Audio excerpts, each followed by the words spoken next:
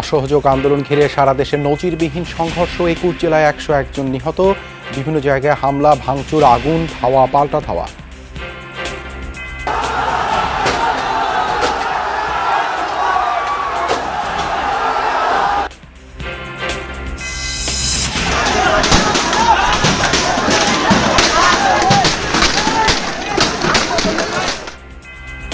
সিরাজগঞ্জে এনায়েতপুর থানায় হামলা, 13 পুলিশ সদস্য নিহত। কুমিল্লার ইলিয়টগঞ্জে আরেকজনকে পিটিয়ে হত্যা।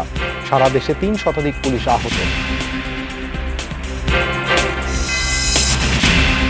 পরবর্তী নির্দেশ না দেওয়া পর্যন্ত সারা দেশে আবারও অনির্দিষ্টকালের কারফিউ। 3 দিনের সাধারণ ছুটি ঘোষণা, বন্ধ থাকবে সব আদালতে বিচার কার্যক্রম। রাজধানীর বিভিন্ন জায়গায় সংঘর্ষ, শাহবাগে বিএসএমএমইউতে অ্যাম্বুলেন্সে অগ্নিসংযোগ, সিএমএম কোর্ট প্রাঙ্গণে পুলিশের গাড়িতে আগুন, সাউন্ড গ্রেনেড।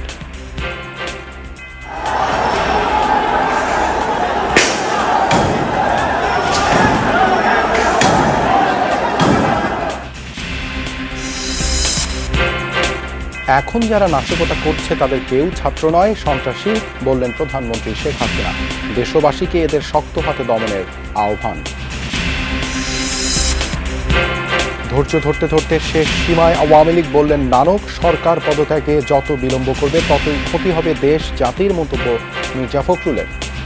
সকল রাজনৈতিক দল, সংগঠন, ব্যক্তি, পেশাজীবী, শ্রমিক, কৃষক সহ আন্দোলনে ঝাঁপিয়ে পড়ে এই অবৈধ সরকারের পতন নিশ্চিত করার আহ্বান জানান। যে যেখানে আছে ঐক্যবদ্ধভাবে দেশ বিরোধী অপশক্তি জামাত বিএনপিকে প্রতিরোধ করতে হবে।